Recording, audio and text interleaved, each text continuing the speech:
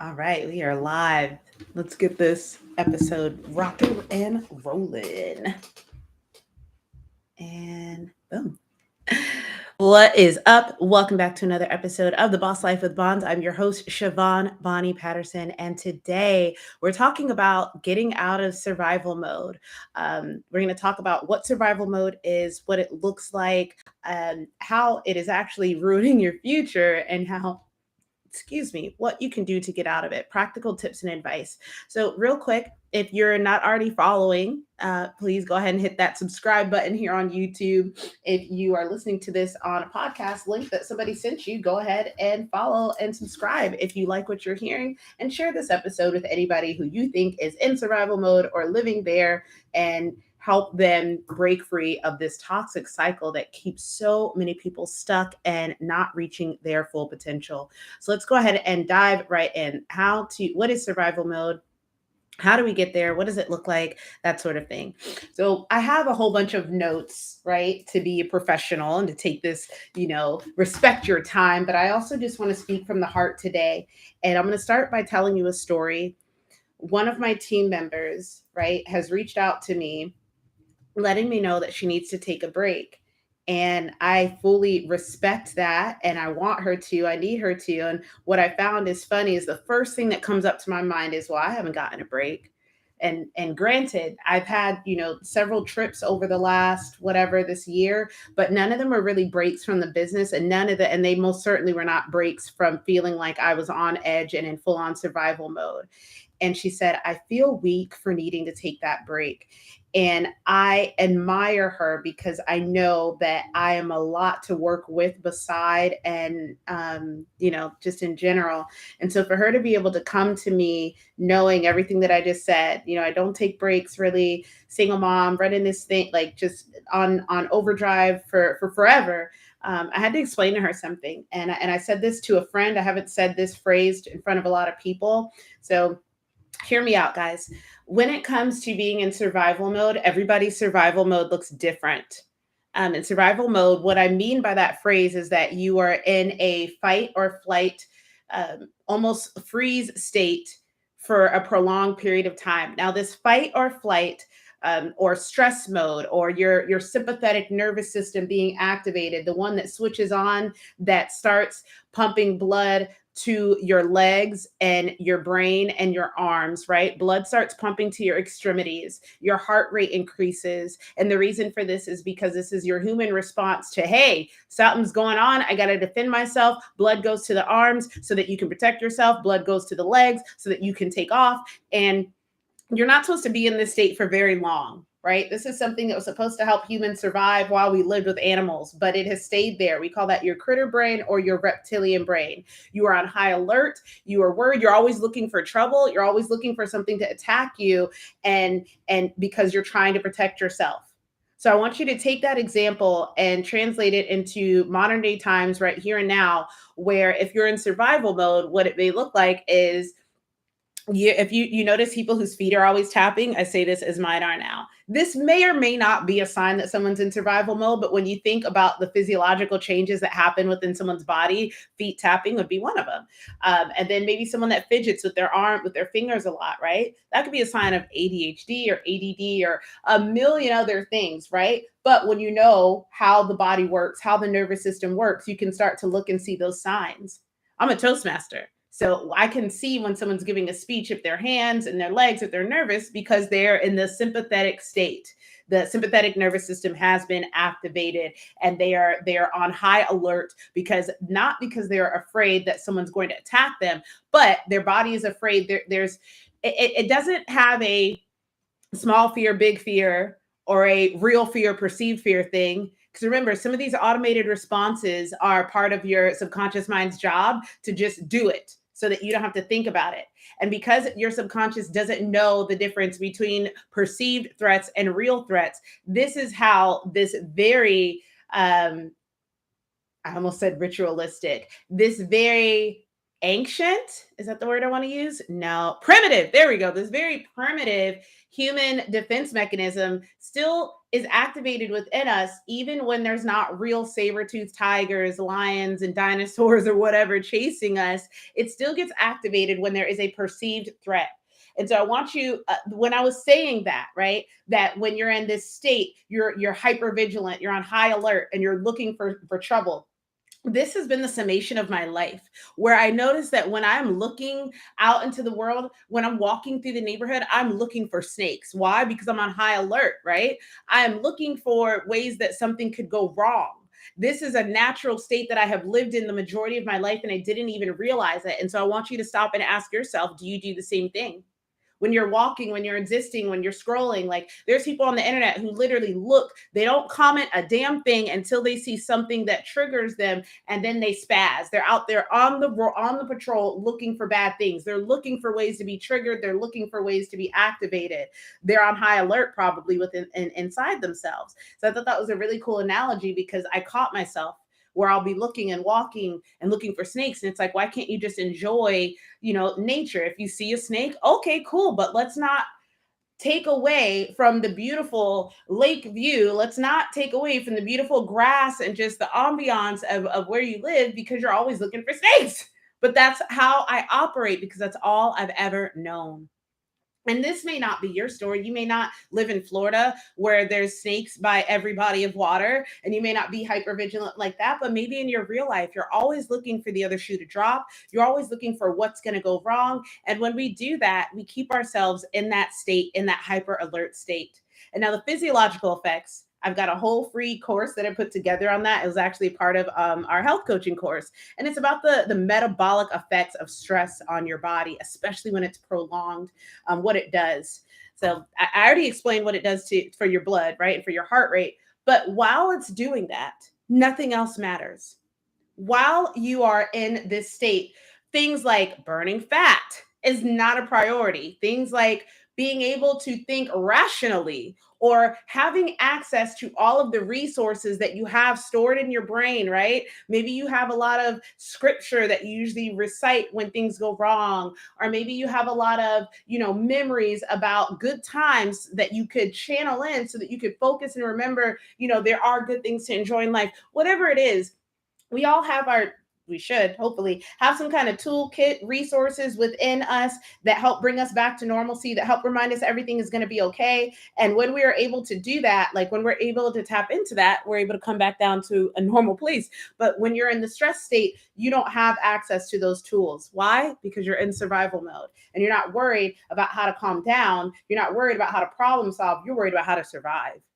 And even though you may not be in the jungle, you may not be in the wild, this is a very, very real reality for many people. And when you live like this, you don't even realize that you're living in survival mode. It's just the norm for you.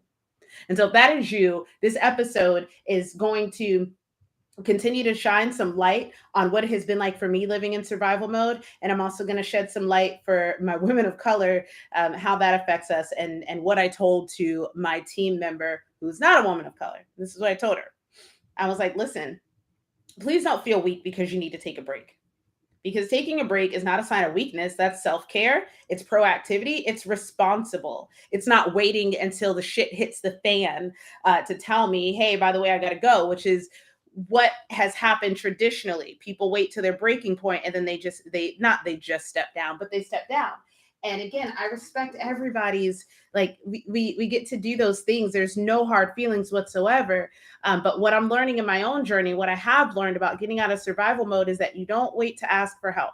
Right. And I've had to learn this lesson over and over again. And when I say I have to learn it over and over again, I learn it and I'm like, okay, got it. Never do that again. And then do it again anyways, because I don't realize I'm doing it because it has been programmed and I've been conditioned to function that way. Like try to figure it out, try to figure it out, try to figure it out. Okay, I can't figure it out. And now I have to ask other people for help. And it's so bad now at this point that it would have been so much easier for people to help me had I not waited till it got to that point.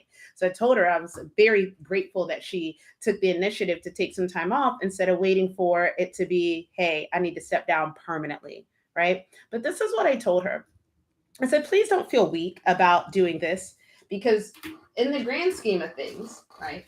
Because it caused me to self-reflect. I was like, well, why haven't I taken a break? What am I doing? Like, and I've taken emergency breaks. They were emergency breaks. They were ones that were not planned, kind of like what she did. But they were like, if I can't keep going. If I do, I'm gonna snap. I can't do this anymore, right? And I told her, or I was reflecting, and I'm like, yeah, why do I go until I can't go anymore? Look at her being responsible. And then it hit me. I was like, well, if you want to be technical, if you really want to get to the root of things, I'm a descendant of slaves, right? My grandmother, my great grandmother, my great grandmother, she's born in 1912. So that means that her mother had to have been born sometime before then, sometime in the 1800s. So that means her mother. Okay, so my great grandmother was a slave.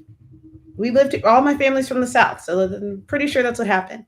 And when I thought about what happens, I'm getting ahead of my story. But when I thought about what happens to women back then, when they didn't perform well, right? When things weren't going right in their life. And this is where I want to interject. This is where I should have started with. I read an article recently that said Black women don't experience depression and burnout the same way other people do. We just assume that we're failing, that we're not doing good enough.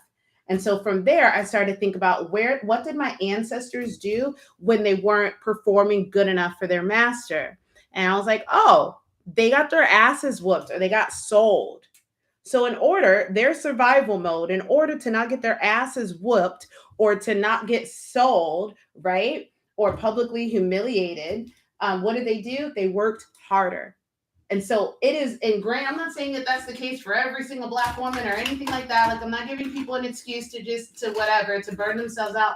But what it's very important to consider what's going on beneath the surface. What are the conditioning patterns and the beliefs of this person that is so hard for them to break this cycle, especially me, right? Me specifically. And I'm like, well, my ancestors are slaves. If they, felt they didn't have the luxury. This is also something that I've said this week that I haven't said out loud. Women of color, we don't have the luxury usually, traditionally, historically speaking. We do now more so than we did back then, but we weren't afforded that luxury of just being able to take time off. Think about it. Like, our husbands were being jailed, killed, not paid nearly as much as, white men. So there, I've always tried to figure out like what happened from, our Black community that was fighting hard for civil rights, that somehow became the Black men that are always in jail and on drugs. And I'm like, that's peculiar. Just 2 generations ago, coming from like the 80s perspective, right? Before the crack pandemic. Just 2 generations ago, right? Our men were in the streets, they were marching, they were Black Panthers, they were trying to fight for our equality. And somewhere down, just 2 generations later, 3 generations later, 90s, oh, Black men always in jail, gangbangers, this, crack that. And I'm like, how the fuck did we go from that to this? And it's because all of the racial inequalities and injustices here in America, right?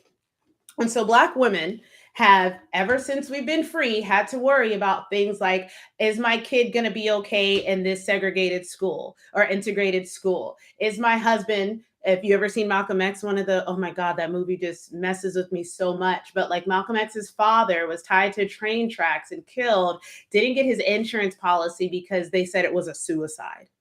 So this is the kind of fuckery that our people have faced in this country, never knowing that people that weren't of color, white people, could do literally whatever they wanted to you and it would be okay. So this is the mindset that is in our heads. I've already told you what the mindset of a slave was. Like, hey, if you don't work harder, you just get to work fucking harder so that you don't lose your family or get beaten.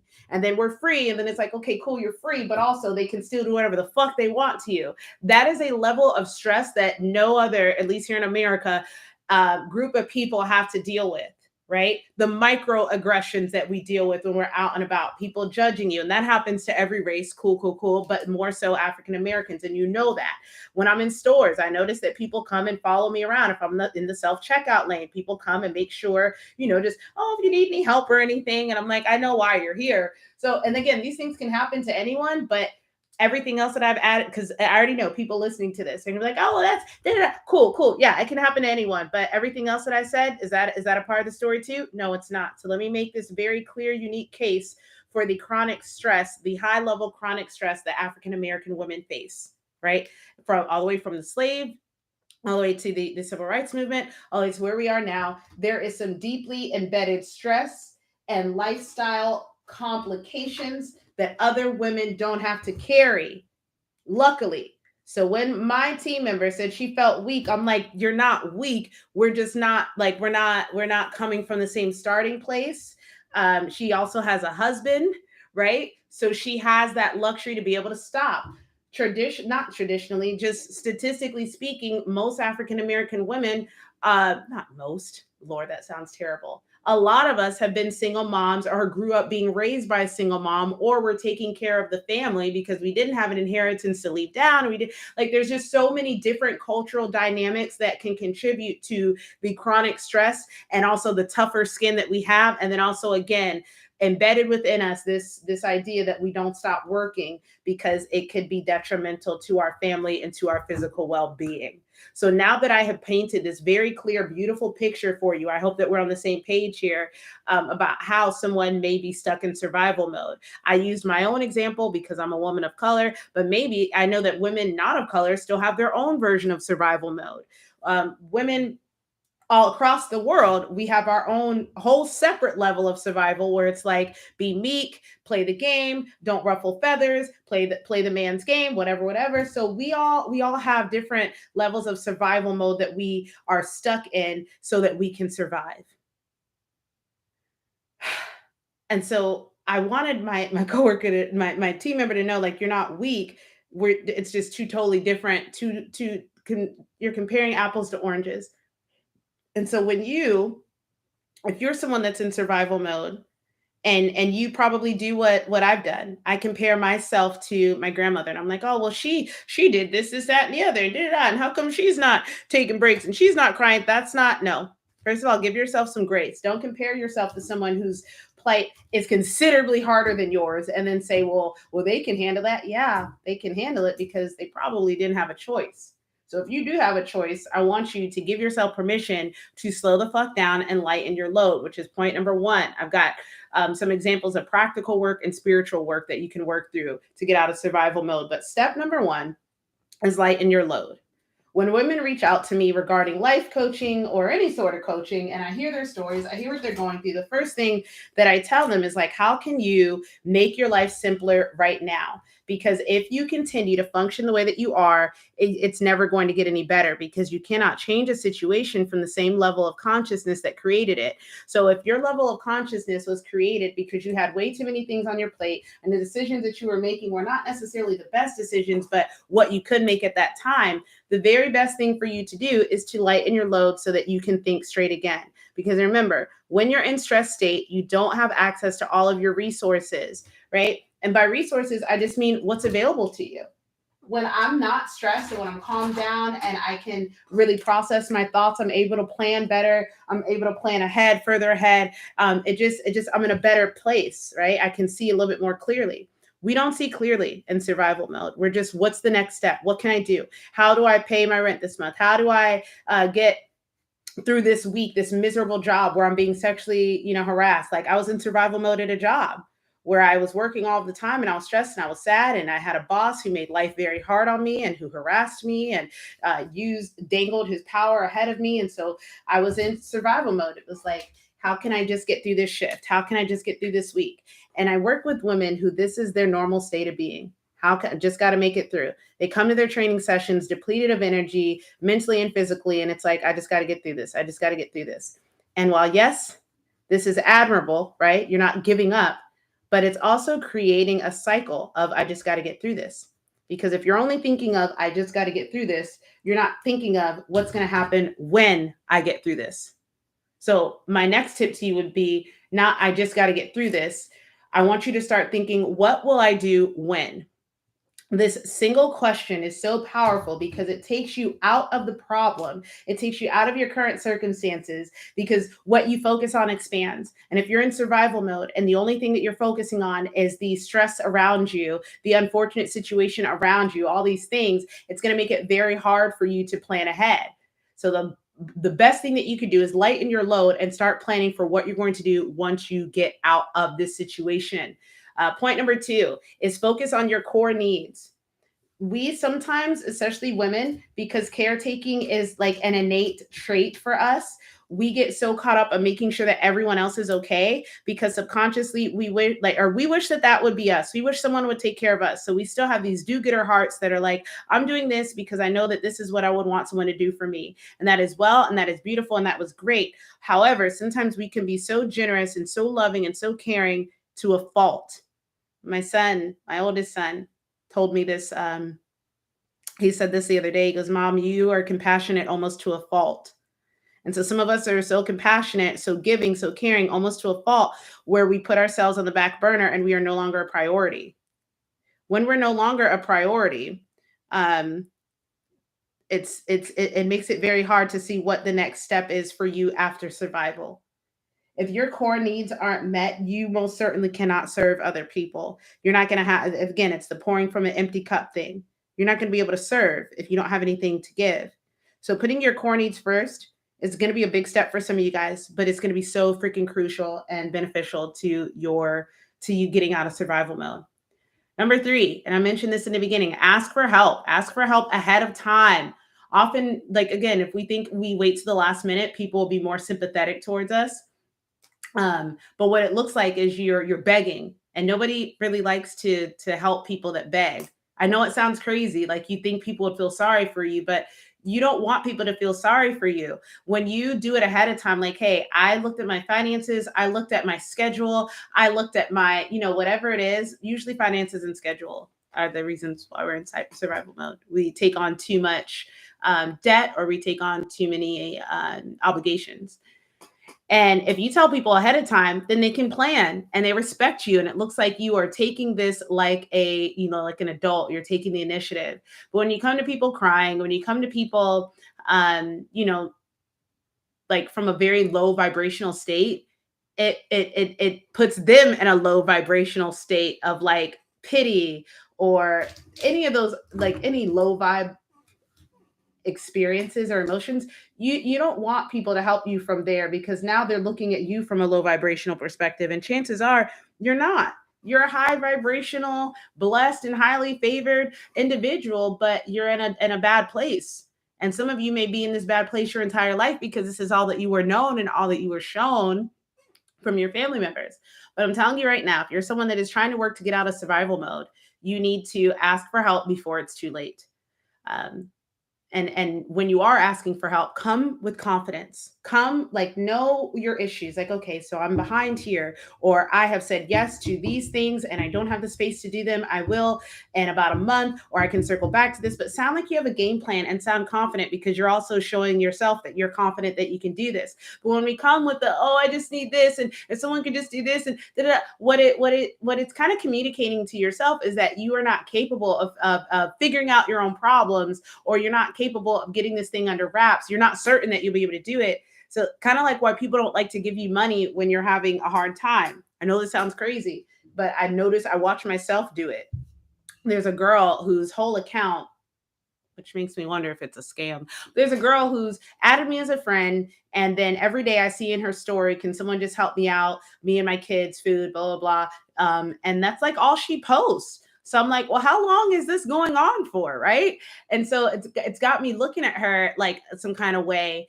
And I don't want to judge, because I'm a single mom, and I've had to be helped out more times than I would love to say. But it's the energy in which it comes at, right? It doesn't sound like someone who's like, okay, I've got this together, I'm organizing stuff, everything, blah, blah, blah. It's coming from a place of like, pit and like just down and out. And people are more likely to help you when it sounds like you have a plan and you aren't going to end up in the same situation again. They say you can take a horse to the water, but you can't make them drink. Taking a horse to the water, or just giving people money, right? Teaching a man to fish versus giving them the fish, right? I had a lady reach out to me, and she was for a offer where she was requesting a refund. Nothing on my part, just she's like, hey, I got some bills I have to cover. Are you able to refund it? And I felt so bad, because that's just not part of the policy. And just at this point in time, it's been like at least a couple months since she paid. I'm like, what? No. But anywho, I messaged her. I was like, listen, that's not an option. But what we can do is I can get on the phone with you and I can discuss some ways that you can come up with additional income and start financial planning moving forward, because I've had to go through the same process. I'm going to show you what I did, and we could do that. And she didn't respond. And I can remember being in that place where I would ask for help and people would just be wanting to show me how to manage my money better. Or I would ask for help and people would just be wanting to, like get me sign up for stuff to help me for the future. And I didn't want that. I wanted them to just give me money now and fix my problems. But the problem is, and I've been talking about this so much on my social media lately, it doesn't matter how much money you have if you don't know how to manage it. So if you're in survival mode for something like poor time management and poor money management, what you need to do right now, as painful as it is really start putting the things in place so that you can manage your time better and manage your money better, right? Because this is how you get out of survival mode. Because this is you thinking not oh, I just got to get through this. It's when I get through this, this is now in place so that we don't have to go through this again, and that I can finally learn what it is to thrive versus just survive. Okay? I had another point there for you guys. Oh, there's an investing class that I was reluctant to take because my head was like, well, I'm not really in a state where I can drop stacks of thousands, tens of thousands of dollars right now. So I don't want to do it. And I caught myself. I was like, that is the same type of thinking that keeps you or has kept you like at the bottom feeder level for so much of your life. You're not thinking about what happens when you're just like, I got to get through this year and I got to get through this. And it's like, but thriving is setting yourself up for the future, putting a cushion for yourself for the future. And if we're not doing that, it's going to make it extremely hard for you to, it's just going to make it extremely hard for you to be able to have that abundance, to have that ability to continue to grow and not be stuck in survival mode. So remember, we're planning for the future. My next tip for you, we're at 1, 2, 3, we're at tip number 4. I threw a bonus one in there, so we're probably at number 5. Make peace with yourself and where you are. I don't mean settle. I don't mean sad, but you gotta come like, one of the things that we do is we disassociate and we leave our bodies so that we don't have to experience the pain, the humiliation, the frustration. And it's like you have to sit in your shit so you can feel that frustration, that pain, that humiliation, so that you can know what you never want to experience again.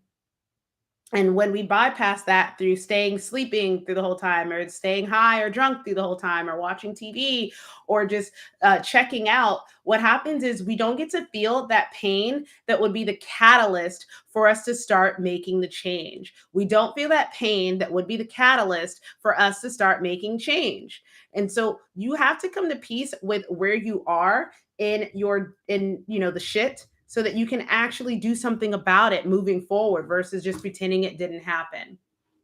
Make peace with yourself and where you're at. This is what happened. Why? Because I didn't manage my time better. I said yes to everybody. I was a people pleaser. I didn't time block. I didn't have boundaries. Or this is where I am. I spent money going to brunches and investing in one-time events that didn't have residual effects afterwards. I didn't invest in myself. I invested in something that was temporary, or I didn't manage my money well, or I signed up for all these subscriptions, or I didn't check my bank account. Yes, these are all things that I'm saying to myself, minus the brunch thing. But or we started trying to live at a way that doesn't match us or where we're at. One of my friends was telling me about his daughter, who's about 21 years old, and she is a paralegal, and she works in an office of lawyers.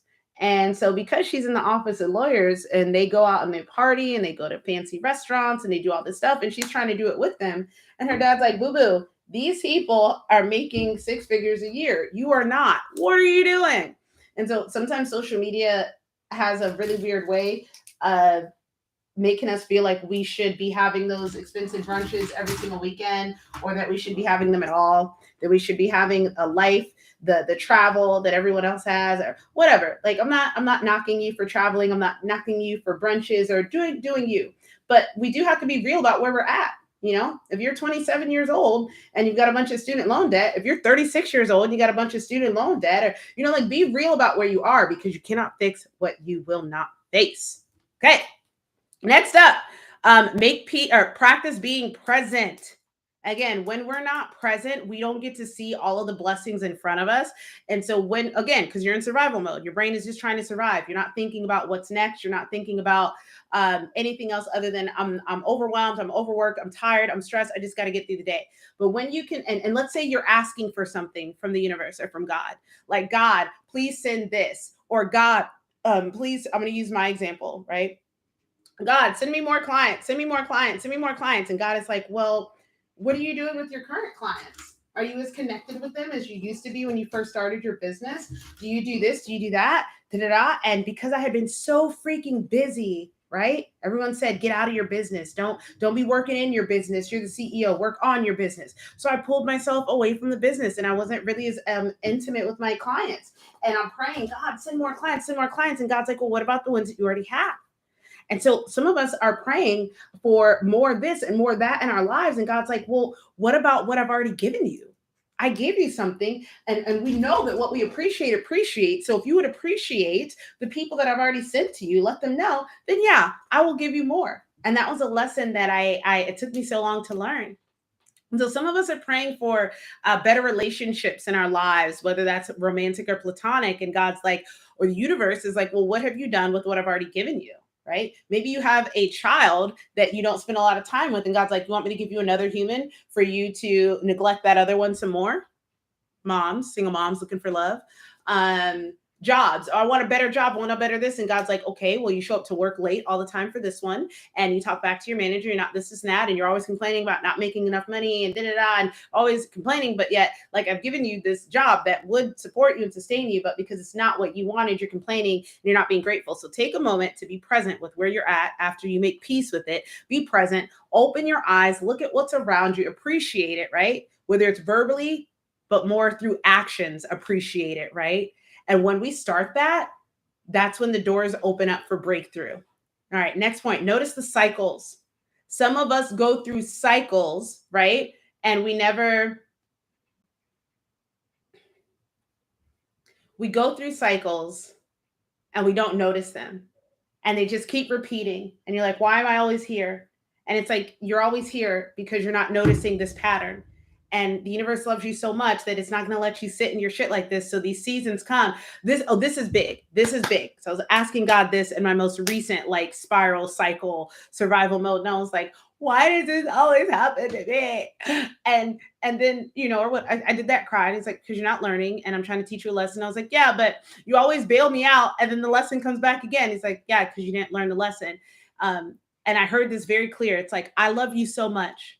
And I need you to be grateful for these seasons because seasons don't last. Winter doesn't last, summer doesn't last, spring, fall, they all come around, right? And so luckily for you, these seasons don't last. And I can't watch you suffering this long. So whether you learn the lesson or not, it's time for the tide to change and for you to be back in a better season again. And once it's there, are you going to remember these things? Are you going to remember to lighten your load and not take on more than you can chew? Are you going to remember to focus on your core needs? Are you going to remember to ask for help before the shit hits the fan? Because that's planning for future abundance and future thriving. Are you making peace with where you are right now and not comparing yourself to other people who are further along than you, faster, prettier, smarter, stronger, more known, whatever, right? Making peace with where you are. Are you being present in the moment and appreciating everything that you've already been giving and showing gratitude for it? Because if so, then you will be in a better place to be able to notice the cycles and see them. And when you notice the cycles, you're able to keep yourself from repeating them. And then here's another practical tip for you. Unfollow accounts that make you feel inadequate. One of the things that, and I kind of jumped here, so sorry about that.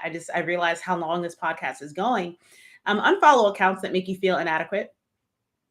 I was in survival mode in my business because every time I opened my Instagram, I got 10 uniquely different messages about how I should be running my business from 10 very different perspectives, personalities, people who were light years ahead of me, people who were just a few steps ahead of me, people who had fitness businesses, people that had life coaching businesses, people that had courses, people that had passive income. And everyone was saying, don't do this, do this, don't do this, do this, do this, quit this now, upgrade this, buy this. And so every single day, my heart was like, oh my gosh, I'm doing this wrong. Oh my gosh, I need to start doing this. Oh my gosh.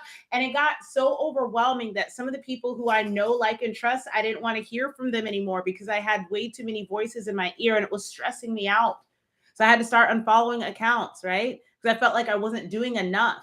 And that's one of the reasons why we stopped shame marketing, because I want to. One of my clients said something to me this past week, and she said, Bonnie, the goalpost feels like it just keeps moving. The goalpost just keeps feeling like it's moving. How do I, what do I do in that situation? And it's like the goalpost seems like it keeps moving because you've got all these people that you're following and you're seeing them continue to grow and you're wondering why you're not growing with them. And you have to remember that progress isn't linear and that no two paths look the same and that what works for them doesn't necessarily work for you. But the goalpost only keeps moving because we keep looking outward instead of looking inward. Who's moving the goalpost, huh? I'm like, is it you, hun? We could say it's the economy, right? Prices are always going up. Well, guess what? So is the pay. Prices are going up. Well, so are the opportunities for you to make passive income into like this is a time unlike no other where anybody can become a millionaire. So if you feel like the goalpost keeps moving and that you're never good enough, right? You may need to start unfollowing some accounts that make you feel like you're never going to get to where they are. Okay? And then last but not least, this is one big chunk of everything. This is the spiritual side. Everything else was practical. This is spiritual. At the end of the day, what's really happening when we're in survival mode and we get stuck and we're panicking and we're stressed and we're worried? For me, it has come from a lack of faith. It has come from a lack of faith that the universe really does love me and that things are going to work out. So when I get into survival and panic state, what that means for me, that's a telltale sign that I'm not remembering my faith. I'm not remembering the miracles that I've experienced. I'm not remembering whose daughter I am, the daughter of a king. I'm not remembering how special I am, that the universe, I am loved and I am just so amazing, right? There's a lack of faith and a lack of self-worth. Faith that God is on my side, faith that everything is happening for me and not to me, right? And I start to spiral downward. And if this is you, because I have a couple clients that are in survival mode, and one thing that I notice is they don't have a very good connection with the universe, with source energy, with God. And it is very hard for me to help coach someone around that aspect when they don't have that foundation. Because it's almost like I couldn't think of, and this isn't true for everyone, but think of an orphan who never knew their family, never knew they were loved, and did not get to have a family that raised them and knew they were loved. That rejection wound, that abandonment wound is so deep within them that unless they do the therapy and the healing, it's going to roll over into every aspect of their lives. We're covering that on my self-healing summer series, the rejection wound. I just did this one yesterday. So I want you to think about how, if this is how we function, if this is how we exist, you're not an orphan. But if you don't feel connected to God, if you don't feel that the universe is on your side, you probably feel like an orphan. You feel like you're out here on your own, having to make it happen. And that for me is very scary. That's when I get into survival mode, when I forget that I have a God that loves me and I forget that there is limitless abundance and resources on my side, right? When I forget those, that's when I go into survival mode. So if you're a spiritual person and you found yourself in survival mode, I want you to ask yourself, where's my faith right now? Do I really feel that I am taken care of, that I'm loved, and that everything happens in my favor? Guys, I'm gonna be real with you. I just went through, again, every summer, one of the roughest summers financially, emotionally, mentally. Like I had, everything has hit the fan, and it wasn't even the worst financial situation. It was just a very humbling experience as a business owner to learn the ins and outs of finances and things that I didn't understand before. I couldn't run away from them anymore. I had to face them and figure them out. And I was stuck in this place of, I got to figure this all out on my own. I got to figure this out on my own. And the reason why I did the rejection series is because I realized that my whole life, one of my themes is I'm alone, I'm alone, I'm alone. My family doesn't love me or accept me like that. My friends think I'm weird because I'm too white or I'm too black. I'm alone, I'm alone, I'm alone. And so you may be feeling that same way. I'm alone, I'm alone, I'm alone. I'm doing this on my own. I got to figure everything out, but you're not. I just want to press upon you. You are not alone. There is a God, and forget religion, forget whatever your family has said to you that fucked you up in the head about God, forget whatever experiences that you've had that have just made you feel like God is not real. Like, I don't care how you see God is very much real. You can call it source energy, you can call it the universe, but there is a God that is trying to give you everything that your heart desires, but you're so busy trying to make it all happen on your own so that you can prove your self-worth to yourself and the world. But when we can slow down and rest in the fact that everything can be like, you're going to have hardships. Those are called lessons so that you can become a better person. So you can be not worthy, but capable of attaining the amount of blessings that you're asking for, right? So those hard times are always going to come. But when you don't feel that you are safe and supported, it is the worst feeling ever. And that's how you stay stuck in survival mode. Is because you don't feel safe, you don't feel supported, you don't know that someone's going to be able to protect you, you don't know. And that is one of the worst feelings ever. And that will keep you stuck in that feast or famine survival mode cycle. That is, I hope that that message hit somebody. And if you are someone who listened to this episode and you're like, wow, this really hit home, I would love to explore more on it. Or if you're someone listening to this episode and you're like, hey, you know what? Like, I could really use some guidance on this stuff, this whole life, this whole navigating. I'm in a tough situation, I'm in a crisis, and I'm not really sure how to navigate it. And I could use some mentoring, or I could use that guidance as someone who's been there and understands it. Guys, I would love to discuss the possibility of what that looks like working together, or at least just let you sort through some of your jank. So if you're listening to this and that is you, I want you to look in the show notes, click the link that says mindandbody.co/Siobhan, and see what options we have available. You know, whether that looks like working one-on-one together, whether that looks like us just setting up one breakthrough call. I would love to sort through some of this with you and help you get through at least this little hump of survival mode, right? Sometimes that's all it takes, is just a call or just one session to work through some of this. On the other hand, if you're like, I'm going to do this on my own, and I totally respect that. That's exactly why we made the Self-Healing Summer Series. And the links for all of these things are going to be in the show notes as well. And last but not least, I feel like I'm leaving something off. We did the Self-Healing Summer. Let you guys know that you could work with me one-on-one if you or book a call, but I feel like I'm leaving something out. Don't you just love ADHD? Oh, yeah, no, it's gone. Oh God, this is such a very personal episode, and I really just hope that this lands in the ears of the right people. So I want to thank you guys for showing up, listening, watching the replay. Share this with people that need to hear it. Again, make sure that you get signed up for the Self-Healing Summer Series. It is a podcast. It's a secret YouTube playlist and a super secret email list that I'll be sending out lessons to you, workbooks, meditations, and resources for you to work through this on your own. I love you guys to the moon and back. Thank you so much for being here. Until next time, peace.